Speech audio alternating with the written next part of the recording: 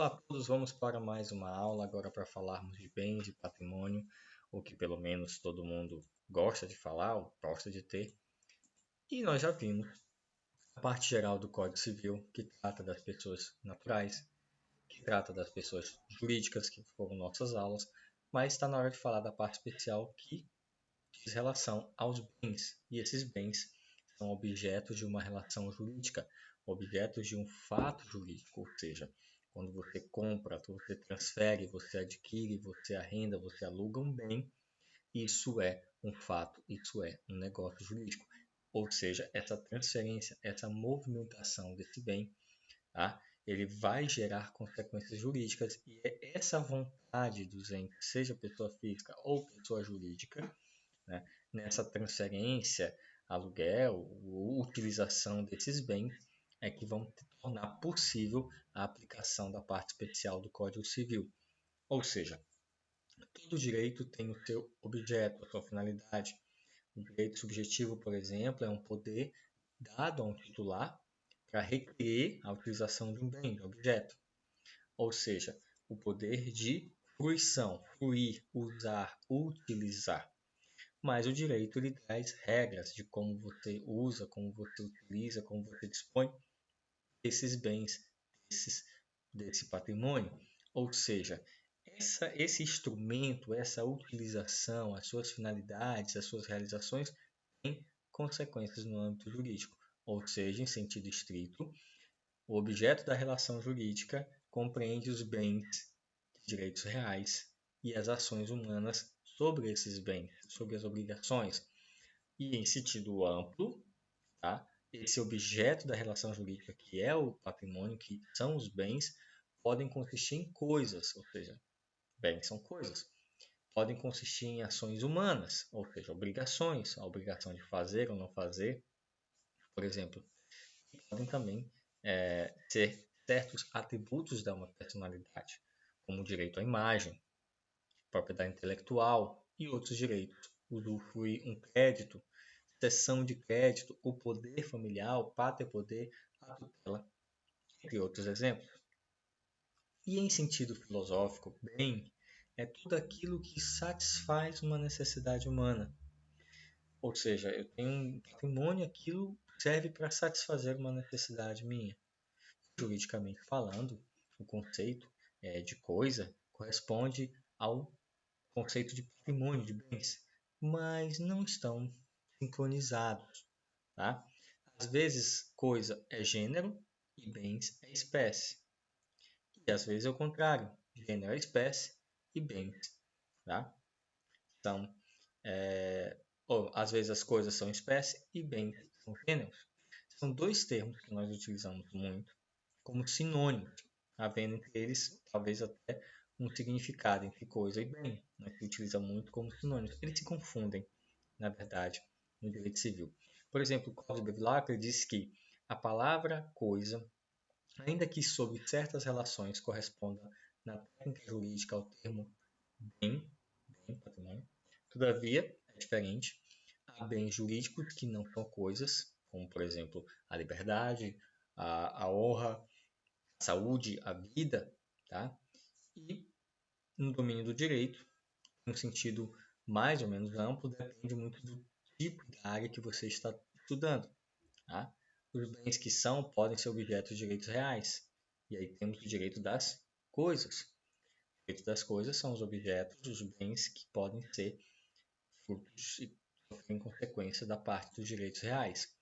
Coisa seria o gênero e bem seria a espécie. Tá? Ou seja, bem seria tudo que existe de forma objetiva, com exclusão, claro, do homem que vai ser proprietário desses bens. Bens são as coisas. Podem ser úteis, podem ser raras, podem ser suscetíveis de apropriação, contêm valor econômico. Somente interessa ao direito suscetível de apropriação exclusiva do homem.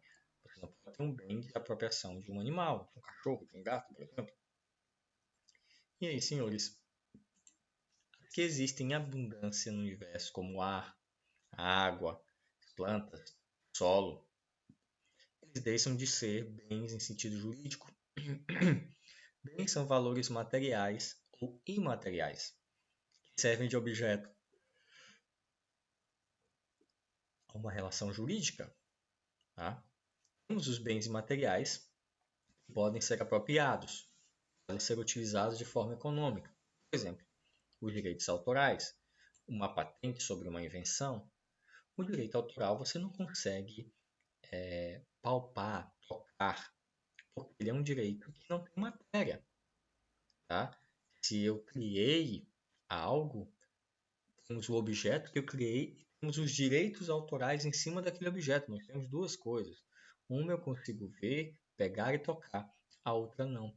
A outra é imaterial. Mas por ser imaterial não significa que elas não existam. E temos também o ar. Imagina, vamos privatizar o ar, torná-lo propriedade privada. Né? Isso aí não é possível, ainda bem. Até porque ele é totalmente abundante na natureza. Isso me lembra muito os discursos de pessoas que vendem aqueles perfumes genéricos dizendo que o aroma é algo da natureza e não pode ser patenteado ou privatizado. É mais ou menos isso. Tá? O ar faz parte da natureza, é abundante, não pode ser patenteado, não pode ser privatizado. Esse nosso Código Civil, desde 1916,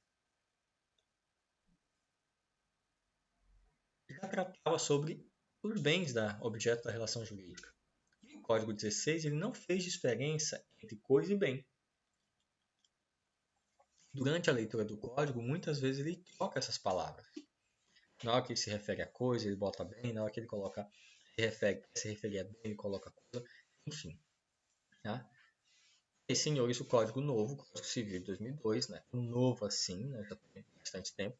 Mas para você diferenciar do Código Civil 16, ele evita utilizar a palavra coisa, porque coisa é um conceito muito mais amplo. Bem é muito mais fechado, é patrimônio. Coisa é muito mais amplo. Tanto que nós temos uma velha mania de transformar coisa em verbo. Okay? Né?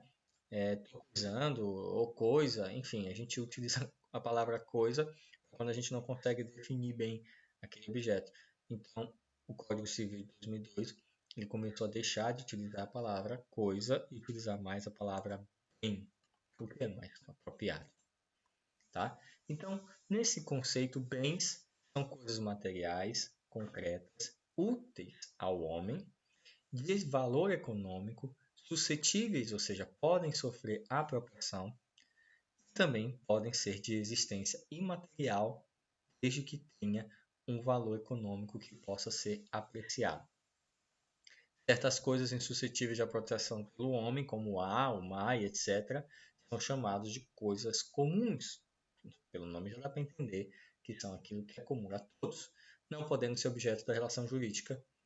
Não posso negociar, não posso vender o ar, não posso vender o mar, porque é um bem de comum a todos. Tá? É possível sua apropriação em porções limitadas. Tá? Aí, como por exemplo, gases comprimidos, por exemplo, eu vendo gás, não é o ar, né, que está no planeta inteiro. Mas se eu tenho um terreno e lá eu descubro um veio de gás, eu posso vendê-lo. Água, por exemplo, nós temos o serviço de água. Ali são lençóis freáticos que pertencem ao Estado e pode ser comercializado. Não é água do mar que ali serve a toda uma população. Né? Não existe uma regra meio que fixa, mas já dá para ter uma noção de certas coisas eu não posso simplesmente privatizar. Imagina privatizar a floresta amazônica. Mas eu posso ter um sítio meu, plantar árvores e elas são minhas. Tendo que há uma tênue linha entre a definição do que é coisa comum e coisa particular. Ainda existem as coisas sem donos, ou res nullus. O que são isso? Nunca foram apropriadas, como a caça solta, os peixes, podem fazê-los, por exemplo, se acham à disposição de quem os encontrar e o apanhar. Tá? Mas algumas leis ambientais tendem a regulamentar essa prática. Tá? Existem áreas que você pode pescar e o que você pescar é seu. Né? Você tem um barco pesqueiro, vai lá no meio do oceano e você consegue encher o barco e aquilo ali é seu. Desde que você tenha uma licença para isso, tenha uma atividade registrada para fazer essa exploração. Claro que também não dá para ser, digamos assim, altamente nisso, porque um pescador artesanal que vive daquilo, ele vai lá no rio, joga essa rede, tarrafa, anzol, pega para sobreviver, aquilo que ele pega é dele. Agora, se ele for no açude de uma criação, de um sítio, de um terreno, de uma fazenda, que é particular, que a pessoa construiu, comprou e cria os peixes, aí já não é dele. Então, é preciso interpretação na hora, entender o que seria coisa res nulli, ou seja, coisa sem dono, da coisa de dono, de um dono. Temos a coisa móvel abandonada, tá? Que também é chamada de res derelicta, é aquilo que foi objeto de uma relação jurídica, mas seu titular simplesmente lançou fora, não quer mais ter, tá? E pode ser apropriado por qualquer outra pessoa, do tipo, não é muito comum, mas digamos que tem um objeto, uma bola, alguma coisa, e resolve jogar fora. Tipo, eu não quero mais, e abandono. E aí se transforma em uma coisa móvel abandonada, ou res delicta. E aqui é bem interessante isso aí. Lembra muito meu tempo de criança, que diz o que é achado não é roubado, quem perdeu é relaxado. Mais ou menos isso, faz muito tempo esse verbejo. Mas o direito protege essa coisa abandonada, que pode ser apropriada por outro. E, senhores, temos os bens, ou seja, a classificação dos bens. Temos os bens corpóreos e os bens incorpóreos. E aí, senhores, os romanos faziam essa distinção, essa diferenciação entre bens corpóreos e incorpóreos. Essa classificação não foi acolhida pela nossa legislação e pela grande maioria dos códigos, tá? Por exemplo, de Freitas. Inexato separar de um lado a coisa como objeto material sobre que recai o direito, fazendo-se abstração do próprio direito, na visão de Teixeira de Freitas. Tá? E deixar do outro lado os direitos prescindindo-se de objetos de direitos reais. Eu vou explicar isso aqui. Tá? Alves Bevilacqua, por exemplo, ele afirma que essa divisão entre bens corpóreos e incorpóreos que os romanos faziam antigamente não foi incluída no Código 16 por falta de interesse. Tá? Bens corpóreos são os que têm existência física, são os que têm existência material, que podem ser tocados pelo homem. E corpóreos, no caso, são os que têm existência abstrata ou existência ideal, mas eles têm valor econômico, como, por exemplo, o direito autoral, o crédito, a sucessão, tá? O fundo de comércio. E são criadores, ou seja, têm definição na ordem jurídica. E o critério que diferenciava para os romanos era a tangibilidade, ou seja, a possibilidade de se tocar aquele objeto.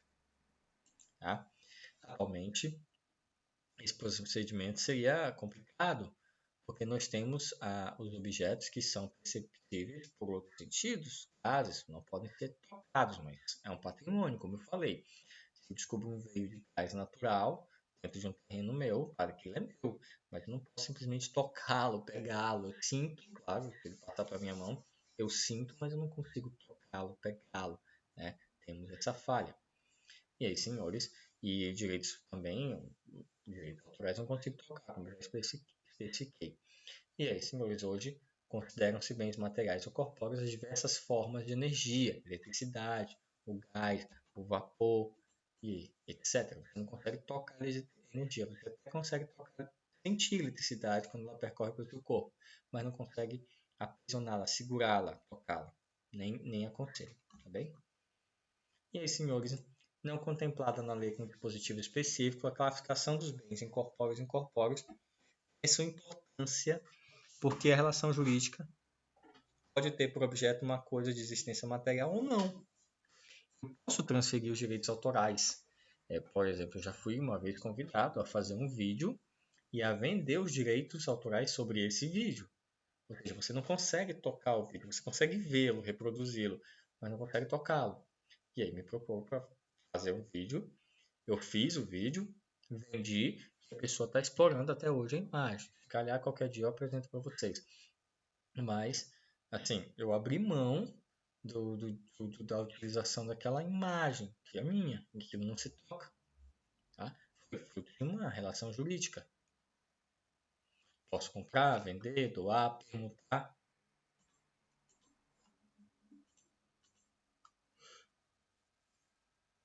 E aí, senhores, a alienação de bens incorpóreos, como por exemplo direitos autorais, faz-se pela cessão. Como eu falei, eu cedi meus direitos sobre aquela imagem, aquela ideia, tá? E aí, senhores, tradicionalmente podem ter sido entendidas como reportadas alguma coisa corpórea, mas não, na verdade, eu posso sim alienar. Tá? A jurisprudência ela já tem admitido o remédio possessório versando sobre a aquisição ou não de linha telefônica, por exemplo. Antigamente existia as linhas telefônicas e elas eram caríssimas e você não conseguia até tocar, né? Porque de certa forma eram fios, mas chegava a um certo ponto que a transmissão era por rádio, até a próxima torre de telefone. E muitas pessoas tinham linha telefônica, eram caríssimas. Então, eram quase ações. Era mais fácil, é muito difícil você ter uma pessoa, né, na família que tivesse um telefone. Quando tinha, a vizinhança fazia fila para utilizar. Tá?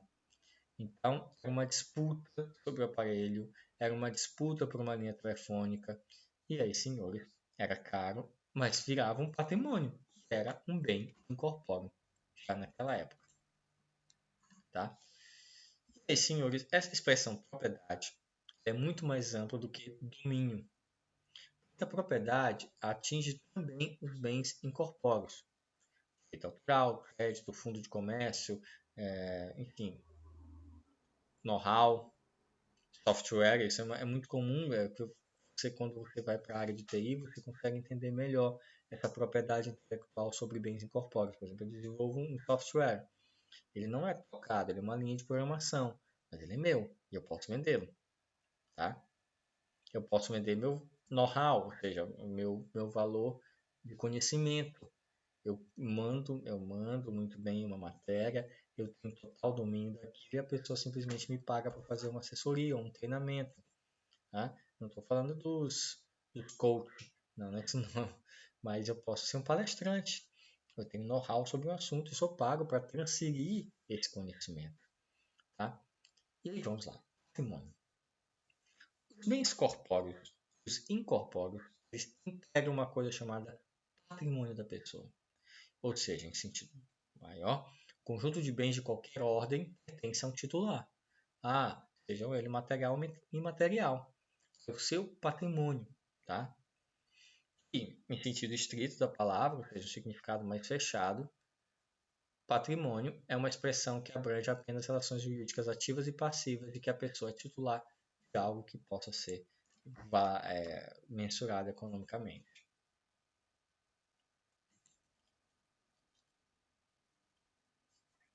Pois bem, o que seria patrimônio?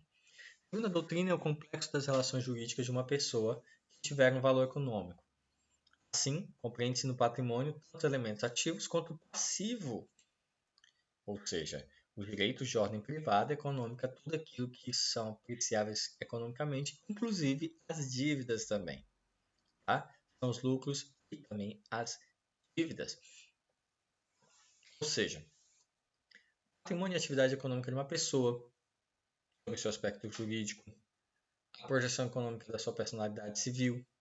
O patrimônio restringe-se aos bens que são avaliados em dinheiro. Nele não se inclui a qualidade da pessoa, a personalidade, capacidade física, capacidade técnica, conhecimento, a força de trabalho, porque são fatores para se obter receita. Tá?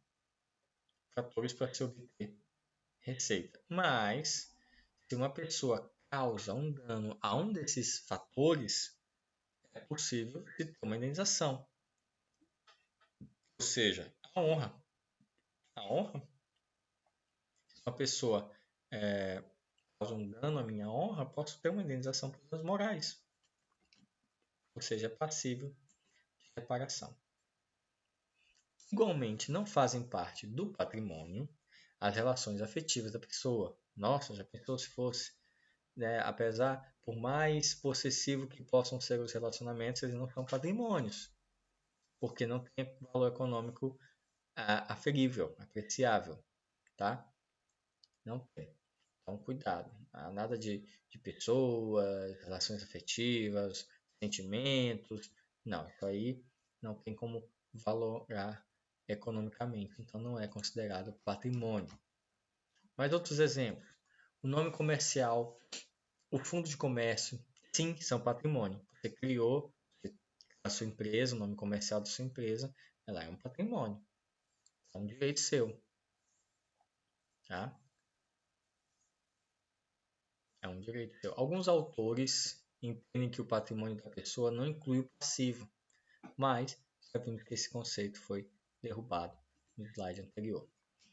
Porém, não se pode, com efeito, conceber o indivíduo sem patrimônio. Todo homem em sociedade efetua negócios, todo homem em sociedade participa de uma projeção econômica. Tá? Não se admite uma pessoa sem patrimônio, não se pode excluir as obrigações, ou seja, excluir seu lado passivo. Então, a gente paga para respirar praticamente, é o que ele quis dizer aqui. Nós temos um passivo, então não se admite que alguma pessoa não tenha patrimônio nenhum. Quando eu falo em patrimônio, não se atenham única e exclusivamente a algo que você pode tocar e ver. Amém? E, senhores, temos a teoria clássica, ou teoria subjetiva, que o patrimônio é uma universalidade de direito, de forma unitária e indivisível, que se apresenta como projeção e continuação da personalidade que nós já trabalhamos. Tá? Temos a teoria realista, também denominada teoria moderna, ou da afetação, que diz que o patrimônio será construído apenas pelo ativo e também não seria unitário e indivisível, mas formado de vários núcleos separados, ou seja, vários conjuntos de bens com uma finalidade específica. Por exemplo, o dote, os bens reservados, a massa falimentar, a herança e outros exemplos. Tá? Ou seja, não há razão, segundo Caio Mário da Silva, de romper com uma concepção tradicional da unidade do patrimônio. Tá? E ele completa ainda que diz que há uma conciliação, a ideia de poder existir no patrimônio massas de bens objetivamente considerados bens totais, bens de ausentes, bens da herança. Tá? Bevilacqua completa que é a distinção de bens de procedência diversa no mesmo patrimônio. Tá? É possível. E aí, Francisco Amaral completa que nada há que impeça destacarem-se determinados bens do patrimônio geral. E, em face, senhores, podemos dizer que uma pessoa tem apenas um patrimônio, toda pessoa tem necessariamente um patrimônio. Tá? Meu patrimônio são meus patrimônios. Tá? Não sei nem se existe verbal, ou, desculpa, se existe plural, mas eu tenho um patrimônio e dentro deste patrimônio estão vários e vários bens, várias espécies de bens. Vejam, eu não tenho, isso faz parte do meu patrimônio. Eu tenho um patrimônio e dentro desse patrimônio estão as minhas coisas. E toda pessoa tem necessariamente um patrimônio, ainda que sejam dívidas. Ainda que sejam dívidas. E, senhores, a importância na noção de patrimônio quando a gente observa, tá? O princípio do direito das obrigações. O patrimônio do devedor, só um exemplo, responde por suas dívidas. Por exemplo, falamos de desconsideração da personalidade jurídica. A empresa tem seu patrimônio próprio. Então, vocês podem observar a palavra patrimônio aparecendo de várias e várias e várias formas, ou seja, de várias maneiras. É o patrimônio do devedor, com efeito que responde por suas obrigações, ou seja, é garantia geral dos credores. Eu estou devendo, eu posso responder os meus débitos com o meu patrimônio, tá? Com o meu patrimônio. E aí, senhores, temos o nascimento de uma nova postura em relação ao patrimônio, cuja tutela jurídica deve ter como escopo o princípio a dignidade da pessoa humana, ou seja, eu não posso simplesmente pegar todo o patrimônio daquela pessoa e esgotar e deixá-la em condições, tá, deploráveis e não conseguir nem se manter. E aí nós temos o que chamamos de proteção de um patrimônio mínimo, tá? Proteção, como por exemplo o tão polêmico bem de família, né? Aquela casa que a família usa para morar, ou então aquele negócio que a família usa para se sustentar, tirar a sua renda todo mês. Já tivemos várias reviravoltas com relação a isso no STJ, aí até no STF, com relação a bem de família. Será que ele é penhorável ou não?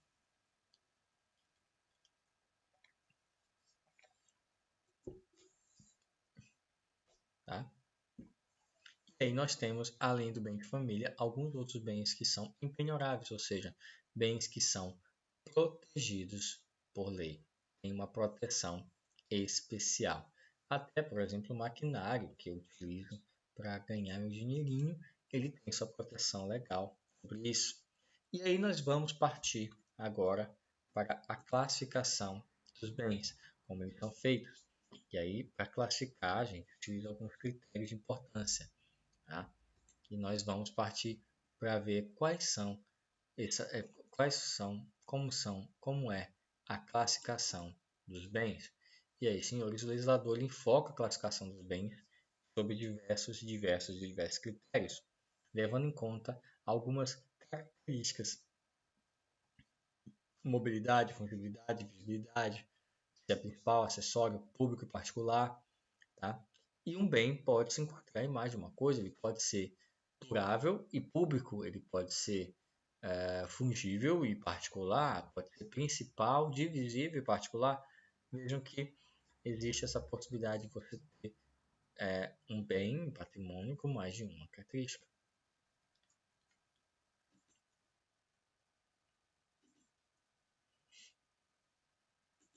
Avançando, é possível com efeito determinados bens ser concomitantemente móvel e consumível, como a moeda, o imóvel, e público, como a praça, por exemplo. Eu tenho um bem imóvel e público, a praça, o prédio, o público, etc. E, senhores, o Código Civil, na sua parte geral, ele disciplina os bens em 3 capítulos diferenciados, que são os bens considerados em si mesmo, os bens reciprocamente considerados e dos bens públicos. Aí nós temos 3 tipos diferentes. E considerando, ainda vai se distribuir por 5: bens móveis, imóveis, fungíveis e consumíveis, divisíveis, singulares e coletivos, que vão ser o foco do nosso estudo. Ou seja, considerando os bens são principais acessórios, nós temos uma última classe de produtos que são frutos, benfeitorias e pertences, tá? Com relação ao titulado domínio do objeto em que isso ocorre. E, senhores, o Código Civil 16 contemplava em outros 2 capítulos as coisas fora do comércio, o extra-comércio e o bem de família. Tá? No anteprojeto do novo Código, Moreira Alves, perdão, ele esclareceu que retirou deles os capítulos as coisas que estão fora do comércio e o bem de família, por entender que o primeiro é mal colocado e o segundo instituto. Ou seja, o primeiro não há necessidade de existir. E o segundo, que é o bem de família, deveria estar na parte relativa à família. Aí foi para a parte especial no livro referente ao direito de família. Lá tem a questão do bem de família. Ficaria melhor encaixado lá na visão, tá? Na visão de Moreira Alves. Bom, vamos aos primeiros. Bens imóveis e bens móveis. Bom, a gente poderia dizer, um é o que não se mexe, o outro é o que se mexe. Pronto, resolvido. Mas não é bem assim que funciona. Tá? É a mais importante classificação, por isso que é a primeira. Pronto, a gente tem aqui. É feita na efetiva natureza dos bens. Os bens imóveis denominados bens da raiz sempre desfrutaram de maior prestígio, ficando os móveis relegados a um plano, de certa forma, secundário. Por isso que nós temos regras muito mais duras para se transferir um bem imóvel do que um bem móvel.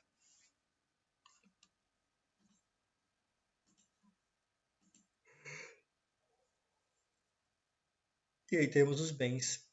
Tá? Continuando. A importância do bem móvel tem aumentado sensivelmente, porque estamos vivendo um mundo moderno. Nosso mundo requer mobilidade, nosso mundo requer, tá, algo livre, papéis, valores. Tá? Hoje em dia, a transmissão de dados, informações pela rede mundial de computadores é algo absurdo. Então, o mundo mudou, tá? O mundo mudou. E aí nós temos alguns efeitos, tá? Que são: os bens móveis são adquiridos em regra por simples tradição. Ah, porque ele está em segundo plano? Sim, pode ser que sim. Os imóveis dependem de escritura pública, ou seja, comprar uma bola de basquete, comprar um armário usado, uma cama, um sofá usado, de certa forma, requer uma complexidade bem menor. Diferente, por exemplo, de você adquirir uma casa, um imóvel, você vai ter que passar por um procedimento muito mais severo, muito mais difícil.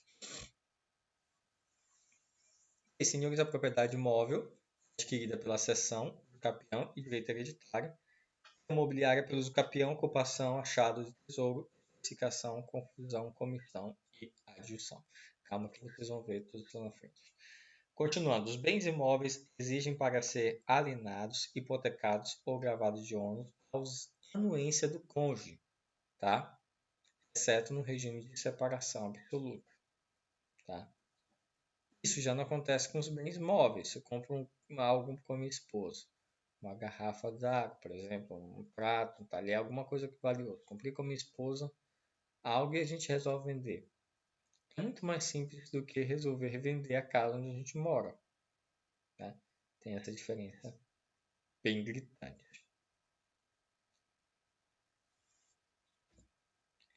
Hipoteca é um direito real e garantia reservada aos imóveis, por isso nós falamos de hipoteca da casa, e só os imóveis são sujeitos à concessão da superfície, enquanto só os móveis prestam-se ao contrato de mútuo. Então, vê que um compensa o outro. O que um perdeu, o outro vai, tá, colocar e assim sucessivamente. G. Continuando. No direito tributário, os imóveis estão sujeitos ao imposto, tá, de CISA, ou também chamado de ITBI.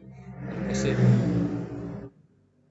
Perdão pelo barulho. Acho que passou pelo barulho, passou um caça aqui, né? Desculpa. Vamos lá. Direito tributário, os imóveis estão sujeitos ao imposto de CISA, também chamado de TBI. Comprou, transferiu, paga o TBI, tá? E aí, senhores, temos o ITCMD, tá? Que é o Imposto de Transmissão, Causa Morte ou Doação, e ICM, que é o Imposto de Circulação de Mercadorias. Ou seja, falou em circulação de patrimônio, bem, transferência de patrimônio, tá? Você tem uma carga tributária em cima disso. Você tem uma carga tributária, você tem que pagar, tá? Tem que pagar. No direito penal, somente os móveis podem ser objeto de furto ou roubo. Ah, vou furtar uma casa. É um pouco complicado, né?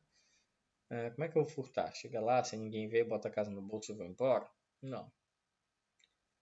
No direito processual civil, as ações reais imobiliárias exigem a citação de ambos os cônjuges, como eu já falei. Porque como as ações referentes a patrimônio de imóveis, você tem que ter a anuência do cônjuge, ele também tem que ser partícipe nas ações processuais que versem sobre imóveis. Continuando. J. São maiores as exigências legais para a venda de bens imóveis pertencentes a incapazes sob poder familiar, tutela e curatela, do que para os bens móveis. Vender um carro é muito mais fácil, tá? Um menor de idade do que vender uma casa. Somente os imóveis podem ser objetos de bem de família. Não dá para ter um bem de família e um carro, né? E aí vai tornar aquele carro impenhorável.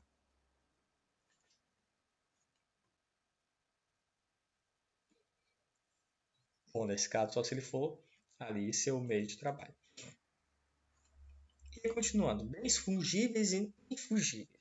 Aí você pergunta, que raio de nome é esse? Para que isso serve? Bens fungíveis e infungíveis. Eu vou explicar o conceito de cada um. Bens fungíveis são os móveis que podem substituir-se por outros da mesma espécie, da mesma qualidade e da mesma quantidade. Está no artigo 85 do Código Civil. Tá? Dinheiro, gêneros alimentícios, em geral, infungíveis são os que não têm esse atributo, ou seja, quadro de um pintor célebre, alguma coisa única, uma escultura famosa. E aí, senhores, o Código de 2002 adotou a orientação de só conceituar o indispensável, não fazendo alusão a noções meramente negativas, como as de bens infungíveis, inconsumíveis e indivisíveis. Foi uma opção do legislador na hora de fazer o anteprojeto. Ou seja, não é pelo fato de o mencionado artigo 85 só haver definido bem infungível que por isso deixe de existir os bens infungíveis. Eles existem. Apesar de não estar descrito lá no artigo, eles existem. Tá? Até porque é o Yi e o Yang. Um não existe sem o outro. Tá? A fungibilidade é uma característica dos bens móveis. Tá? A fungibilidade é uma característica dos bens móveis. Continuando aí na visão dos autores, segundo Cláudio Bevilacqua, a doutrina mais autorizada, a considerada própria dos móveis, tá? Porque somente nele pode ser bem apreciada a equivalência de substitutos, somente eles serão res quae in gênero, só funciona receptor per non solution. Esta foi a doutrina seguida pelo Código Civil brasileiro e de vários códigos civis modernos, tá? Somente neles pode ser bem apreciada a equivalência dos substitutos. Somente eles são as res quae in gênero, só funciona reciproc por solution, ou seja, apreciação de equivalência dos substitutos.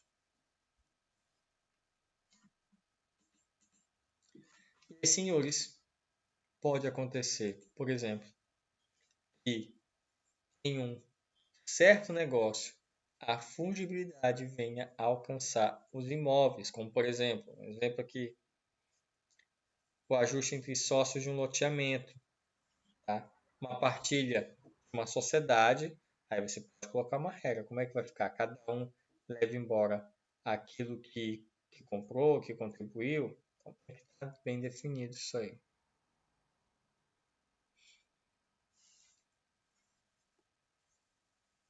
Tá? E aí, na hora de você fazer uma divisão, cada um pega o seu quinhão e pronto, fica tudo igual. Ou seja, a fungibilidade é um resultado de comparação entre duas coisas. Os bens fungíveis são substituíveis, porque são idênticos de forma econômica, social e jurídica. Tá? Ou seja, o bem fungível é aquele que eu posso trocar por igual, porque tem abundância.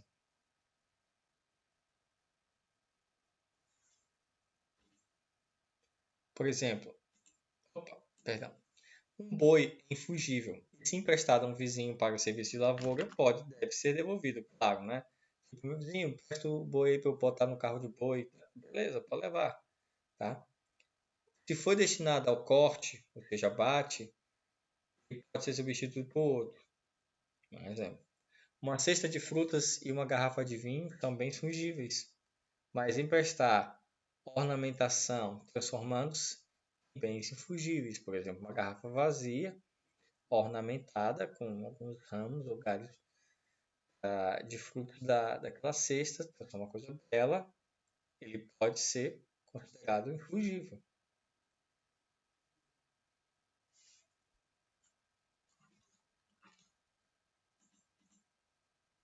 Tá? E aí, é interessante essa classificação entre bens fungíveis e infungíveis, porque nós temos uma aplicação prática para isso. Tá? Por exemplo, artigo 586 do Código Civil. Outro exemplo, artigo 579, também do Código Civil. E várias outras hipóteses para que o homem vai fixar, por sua liberdade, regras na hora de transferir esses bens fugíveis e infugíveis. Uma observação que os bens fungíveis e infungíveis, a compensação do artigo 369, por exemplo, só pode ocorrer, tá? Só se efetua entre dívidas líquidas vencidas e de coisas fungíveis, ou seja, para que eu faça a compensação, o bem tem que ser fungível ou coisa fungível. Tá? No direito das obrigações também se classifica as obrigações de fazer em fungíveis e infungíveis. Como, por exemplo, uma obrigação de fazer de bem fungível e infungível, quando a obrigação é aquela em que o devedor não pode se fazer substituir por outra pessoa, tá? Porque foi acordado, foi celebrado que aquela obrigação é intuito persona, ou seja, só aquela pessoa poderia fazer por conta das qualidades que ele tem, seja uma qualidade profissional, artística, intelectual. Quando, por exemplo, você contrata um artista para fazer uma apresentação, um espetáculo, um teatro, no cinema, então você quer aquele artista de forma específica. Ele não pode se fazer substituir por outra pessoa. Diferente de você chegar numa oficina e contratar a reparação de um veículo. Aí o mecânico vai escolher quem ele vai colocar, quem está mais apto a trabalhar no seu carro. Isso é uma forma de trocar, substituir a pessoa. Então, quando a obrigação se torna personalíssima, aí podem ser classificadas como fugíveis ou infugíveis, depende se são personalíssimas ou não. As ações processórias, por exemplo, são fugíveis entre si. O direito processual civil já admite, em certos casos, a fungibilidade dos recursos. Então, nós temos a presença, tá, de coisas fungíveis e infungíveis no direito, espalhadas por todo o direito. Tá? Além dos bens fungíveis e infungíveis, nós temos aqueles que são consumíveis e aqueles que são inconsumíveis. E, senhores, o artigo 86 do Código Civil nos dá essa resposta. Tá? Os bens móveis cujo uso importa a destruição imediata da própria substância, sendo também considerados tais os destinados a alienações, são os bens consumíveis, tá?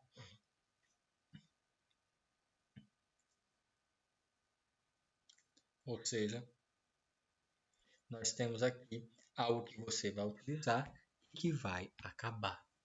Tá? Os bens podem ser consumíveis de fato natural ou materialmente consumíveis.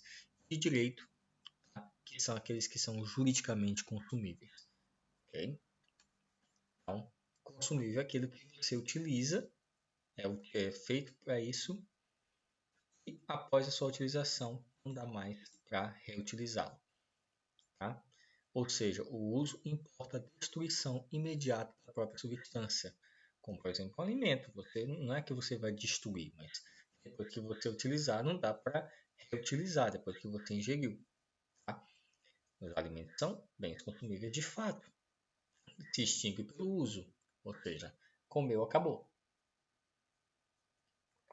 Os que se destinam à alienação, como as mercadorias de um supermercado, são consumíveis de direito. Comprou, pode utilizar. Inconsumíveis seria o contrário. São bens que podem ser usados de forma contínua, permite utilização contínua sem que a substância seja destruída. Tá? Claro que a gente sabe que nada dura para sempre, mas é algo que leva bastante tempo. Tá? Bem consumível é aquele que desaparece no primeiro uso. Inconsumíveis são aqueles que, tá, você fica utilizando por um período muito maior. Tá? Okay? Por exemplo, não é juridicamente consumível uma roupa que se gasta com uso diário de forma lenta e demorada. É diferenciado. A Clóvis Bevilacqua, novamente, ele dá essa diferença entre bens consumíveis e inconsumíveis.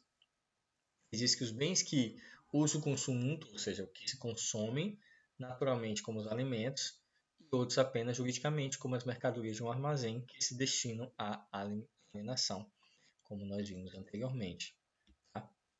E, senhores, vários outros autores dizem que há coisas que, segundo o destino que lhes demos, são consumíveis e inconsumíveis. Aí você diz assim, meu Deus, agora fiquei confuso. Tem coisas que são consumíveis e inconsumíveis? Tem. Exemplo, livros. Né? nas prateleiras são consumíveis, porque são destinados à alienação. Nas estantes de uma biblioteca são inconsumíveis, porque você pode usar, conservar e durar tempos e tempos e tempos. Então, pelo conceito de algo que é destinado à alienação ser consumível, você pode ter uma confusão de um objeto ser os dois ao mesmo tempo. Tá? A consumibilidade ou consumibilidade do bem, ele está ligado à destinação econômico-jurídica. Ou seja, o bem consumível de fato pode se tornar inconsumível pela vontade das partes. Por exemplo, como comestível uma garrafa de bebida rara. Nossa, essa garrafa é raríssima. Então você não vai abrir, vai guardá-la, vai deixá-la em exposição. Tem que devolver daquela forma. Por exemplo, a garrafa de uísque que foi presente do rei da Birmania, sei lá, não sei quantos anos atrás. Aquela garrafa está intacta. Então você não pode consumir. Tem que deixar lá. Isso me lembra muito uma coleção de mini garrafinhas da Coca-Cola que eu tinha quando criança. Parece que tinha refrigerante dentro, só que não dava para consumir. Então a gente guardava, fazia coleção, tinha um caminhãozinho, as garrafinhas, tudo direitinho. Não se compara a um uísque dado de presente a um monarca, mas tudo bem, dá para entender, né, que você pode combinar com a parte que aquilo ali é um objeto que ele tem a natureza consumível, mas pela sua raridade ele se torna um objeto inconsumível. Tá? Assim como um bem consumível pode ser transformado juridicamente em um bem consumível, como os livros. Eles não desaparecem de fato, eles são colocados à venda numa prateleira de uma livraria, mas você não desaparece com ele depois que lê. Tá? Mas ele é um consumo, ele está nas regras de consumo, você compra ele é seu. Tá? Outro exemplo é o caso do usufruto. Quando o usufruto se dá em objetos e bens consumíveis, passa a ser denominado de usufruto impróprio. Eles vão ver lá na frente, quando estiverem falando lá nos próximos períodos, quando estiverem falando sobre negócio jurídico que vem usufruto. Temos usufruto impróprio e usufruto próprio, ou quase usufruto. Tá? Sendo neste caso o usufrutuário obrigado a restituir, ou seja, terminou, consumiu, restitui. Né? Não é só um simples usufruto, ele pega emprestado e devolve. Esse aqui, usufruto, quase usufruto, você pega, consome e restitui aquilo que você consumiu. Tá? Então, essa consultibilidade, tá, do bem a que se destina não é confundível com fungibilidade. Então, não confundam bens consumíveis e bens inconsumíveis, tá? Com bens fungíveis e infungíveis. Eles se parecem, mas não são a mesma coisa. Por exemplo, os gêneros alimentícios e as bebidas são naturalmente consumíveis e ao mesmo tempo fungíveis. O dinheiro é fungível e juridicamente consumível. Há bens fungíveis que não são consumíveis, como livros didáticos, etc. E com o advento do Código do Consumidor, de 1990, senhores, houve um realce maior aos bens consumíveis por expor exatamente sobre as relações de consumo na economia, tá, que nós temos. E aí, quando veio o Código do Consumidor, ficou mais fácil a definição desses bens considerados bens de consumo ou bens consumíveis. Continuando na nossa classificação, nós chegamos aos bens divisíveis, tá? Que são os que podem se fracionar sem alteração da sua substância, ou seja, sem diminuição considerável do seu valor, prejuízo, aquilo que você consegue repartir. Tá? Os bens que podem ser partidos em porções reais, porções distintas. O relógio, por exemplo, é um bem divisível. Se você parti-lo, acabou. Você não vai conseguir mais utilizá-lo. Mas um terreno, você pode fracioná-lo e dividi-lo e ele vai continuar sendo um terreno. Tá? Clóvis, por exemplo, diz que a divisibilidade ajusta-se bem às coisas corpóreas, mas o direito estendeu a ideia de indivisibilidade às coisas incorpóreas, até as próprias relações jurídicas, as obrigações, os direitos autorais, se bem que os direitos autorais podem ser divididos quando você faz uma obra em coautoria, coparticipação. E o novo Código Civil, de 2002, introduziu na divisibilidade dos bens o critério de diminuição considerável do valor. Tá? Ou seja, o texto do projeto que foi apresentado, na divisibilidade dos bens, o critério da diminuição considerável do valor não só segue a melhor doutrina, mas é socialmente mais favorecido.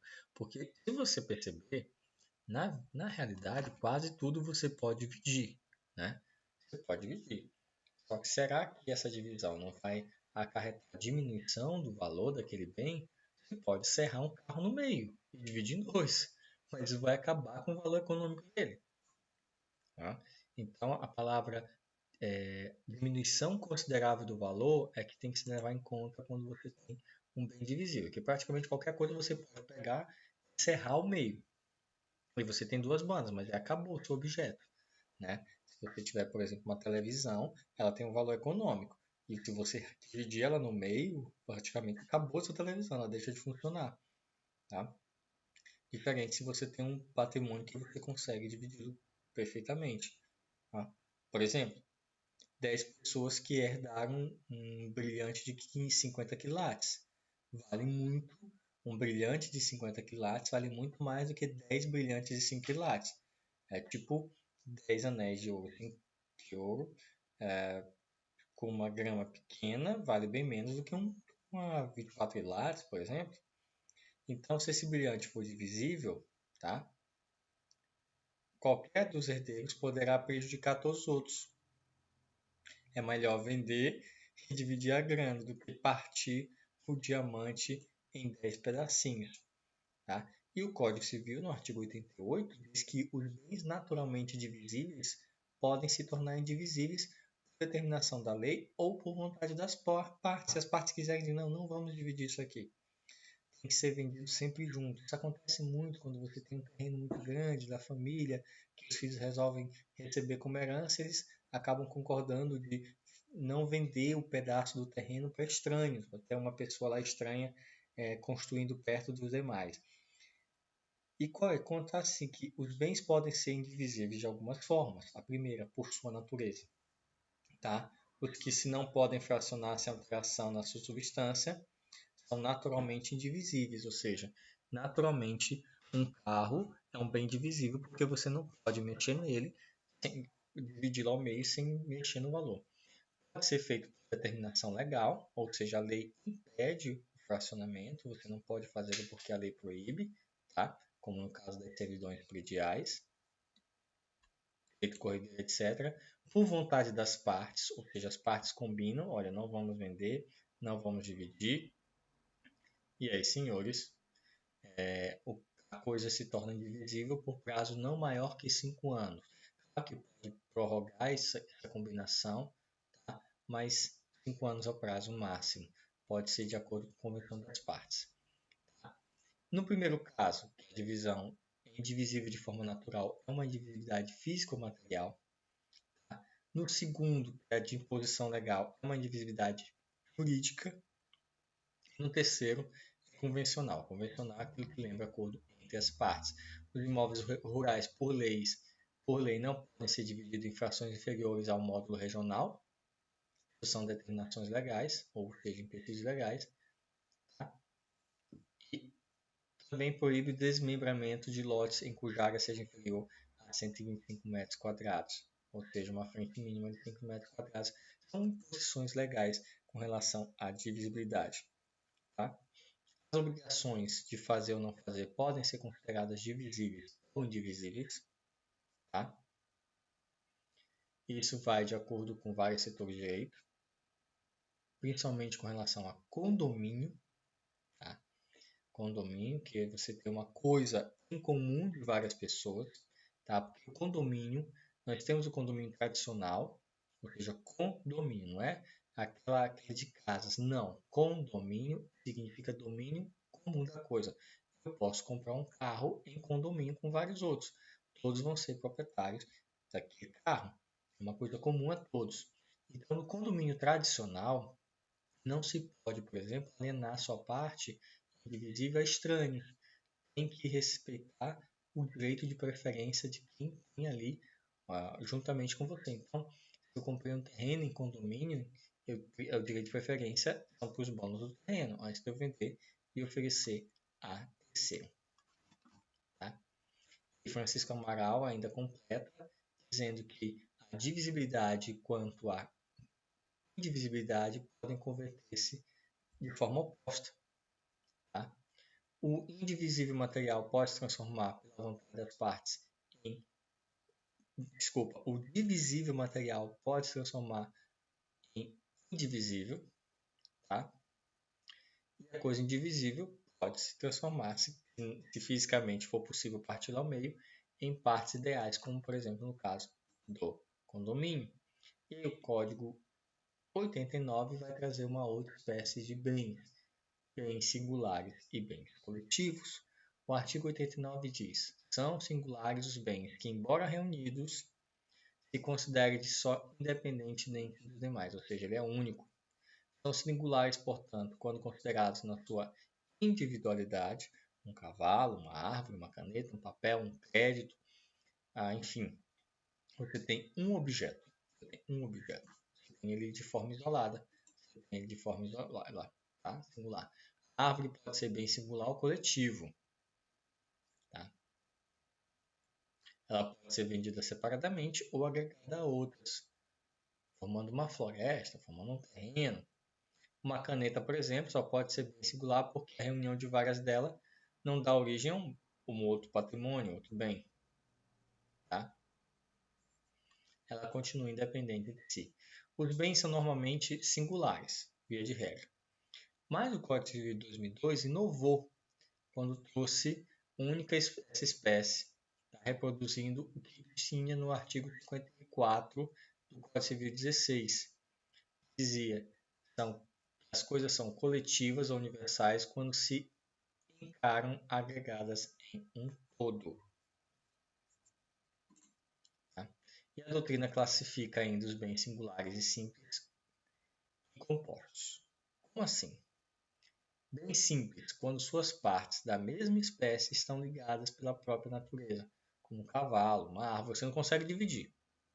As patas estão ligadas a ele, a cabeça está ligada a ele, ou seja, suas partes se acham ligadas pela natureza. Tá? Composto são quando suas partes se acham ligadas pela indústria humana, como por exemplo um prédio. As coisas simples que formam uma coisa composta. Vejam que aqui não teve um prédio, não teve assim ação da natureza. Você foi lá e construiu, e aí você pode dividir. Tá? Se parecem identidades, se chamam partes componentes. As partes integrantes, como as peças de uma máquina, podem ser separadas da máquina. Tá? Mas o cimento da parede não pode, então tome muito cuidado.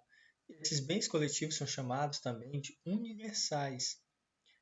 Universalidade e abrangem a universalidade de fato e direito, são bens coletivos da coletividade, ou seja, são compostos de várias coisas singulares, se consideram em conjunto, formando um todo, uma unidade, que passa a ter individualidade própria, distinta dos seus objetos. Por exemplo, um rebanho, uma floresta. E aí você tem. O artigo 90 diz assim: a pluralidade de bens singulares que, pertinentes à mesma pessoa, têm distinção unitária, é uma universalidade de fato. Tá? Uma biblioteca, um rebanho, uma galeria de quadros. Determinados bens só têm valor econômico quando estão juntos. Um par de sapatos, você tem dois sapatos. Você vende um sapato só? Saci. Um par de brincos. Tá? E o parágrafo único do artigo que nós estamos lendo, né, diz que os bens que formam essa universalidade podem ser objeto da relação jurídica própria. Eu posso.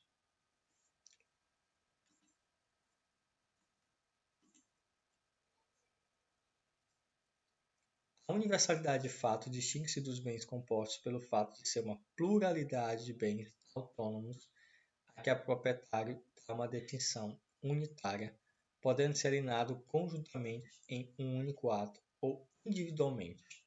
Isso o artigo 91 proclama constitui universalidade de direito complexo de relações jurídicas de uma pessoa dotada de valor econômico. Tá? Exemplo, a herança do patrimônio, do fundo do comércio, da massa falida, são bens. Tá? A distinção fundamental entre a universalidade de fato e a de direito liga-se aonde? A primeira, a universalidade de fato, apresenta um conjunto ligado por entendimento particular, ou seja, decorre da vontade do titular. Enquanto que a segunda, a de direito, né, decorre da lei. Ou seja, a pluralidade dos bens, corpóreos e incorpóreos. Aqui a lei, para certos efeitos, atribui o caráter de unidade, exemplo, herança, patrimônio da empresa, patrimônio individual, na massa falida, caso falência, e etc. E estas são as principais características sobre bens fungíveis, singulares, coletivos. Tá? Nós aprendemos também sobre divisíveis, indivisíveis, consumíveis, inconsumíveis, fungíveis, infungíveis, móveis, imóveis. Tá? Lembrando que ele ainda pode ser público ou privado, depende de quem é a sua finalidade e o seu patrimônio. Espero que vocês tenham entendido. Quaisquer dúvidas podem mandar mensagens. A gente se vê até a nossa próxima aula.